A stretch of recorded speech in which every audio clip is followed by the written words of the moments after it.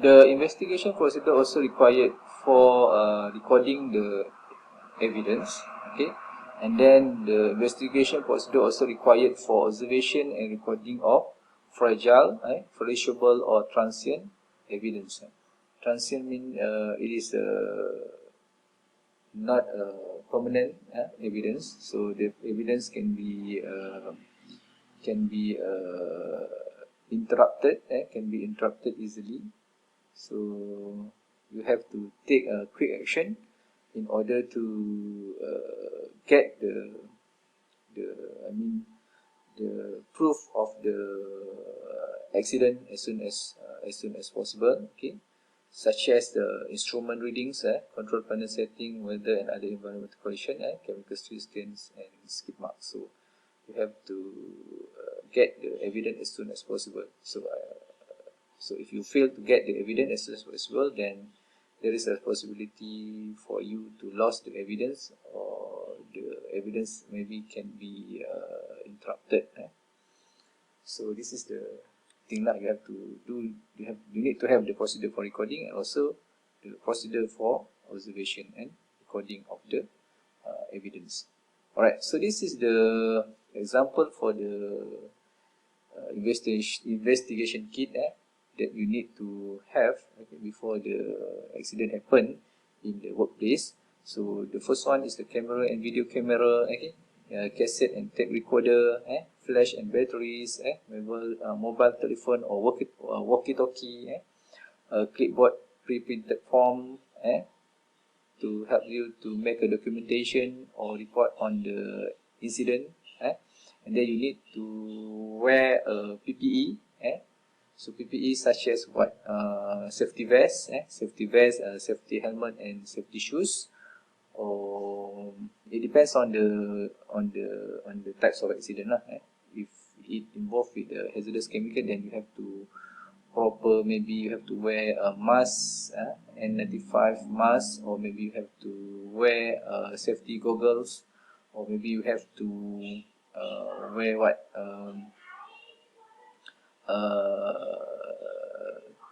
glove, right? So maybe you have to wear a respirator. It depends on the types of the accidents. And then you also need to have a containers for taking and storing samples.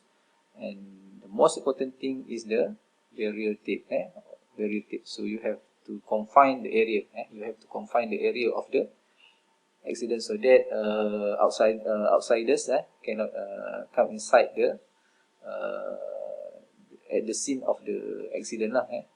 When the people, if the barrier tape is not is not is not installed, then anybody go inside the accident area and interrupting the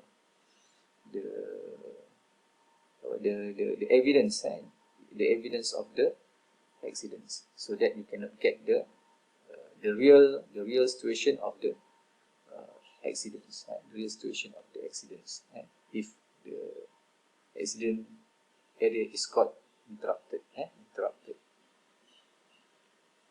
Alright, so who is responsibilities to conduct the accident investigation? So the first one is the employee. So the employee need to record the incident in the incident books, so that the supervisors or its superiors can check the situation or condition if there is an accident occurred in the workplace. And then it is the responsibility for the supervisors or manager to initiate risk control response in terms of first aid, fence area, or other preventive actions. And then the supervisor and manager need or required to inform safety and health officer if there is an accident occurred in the workplace, so that proper action can be taken to notify or to take safety measure in order similar accident occurred in the workplace. Alright. Now, so the responsibility, what is the responsibility of the safety and health officer? Okay, and then the safety and officer have to organize a camera, tape recorder, and report form.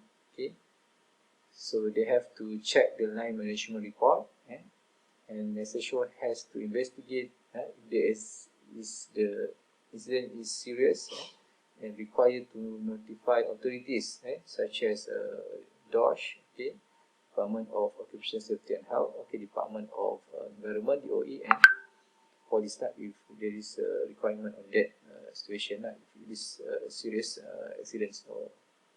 And then the SHO have to complete the incident record form, and then the last part, the SHO have to make a summary report and presented it to Safety and Health Committee in order for the Safety and Health Committee to decide the effective action to prevent the similar incident occurred in the future.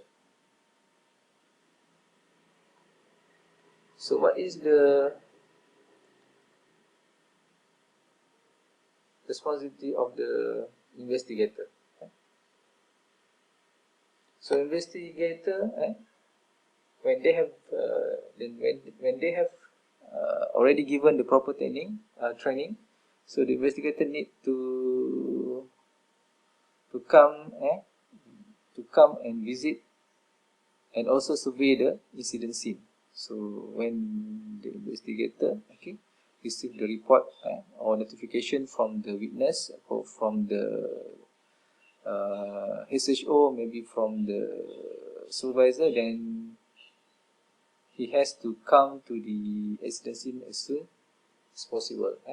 So when they come to the incident scene, the first thing that the investigator need to do is to eliminate all the hazard,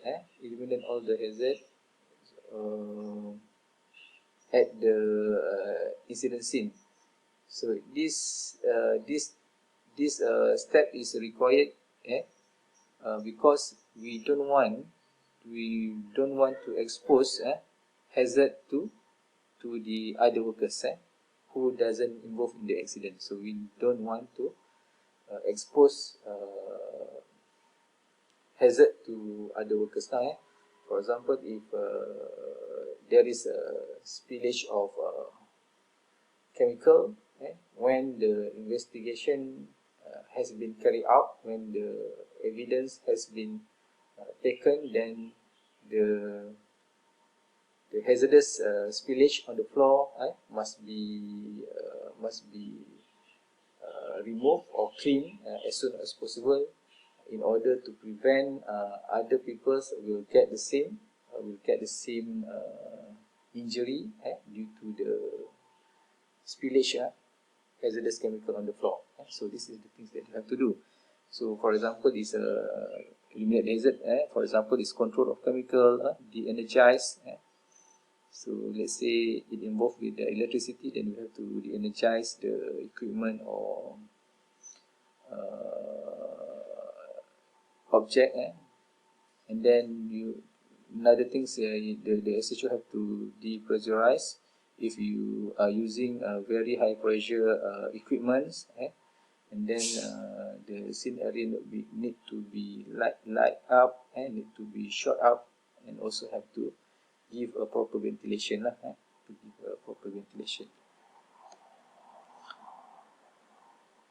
Alright.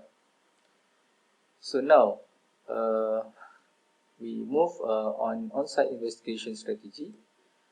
So now we look at the step in incident investigation. So this is the step. The first one is gather information. The second one is search for the established fact. Okay, we want to find what is the fact and what is the cause of the accident. And then we have to isolate the essential contributing factors. So anything that is not related to the accident, we can eliminate it. And then number 4, we have to determine the cause and root cause of the accidents. And next, we have to determine the corrective action. We have to determine and we have to recommend the corrective action in order to avoid the similar incident occur in the future. and then next we have to do the report and review the findings, and then next we have to analyze incident, and last but not least we have to implement the corrective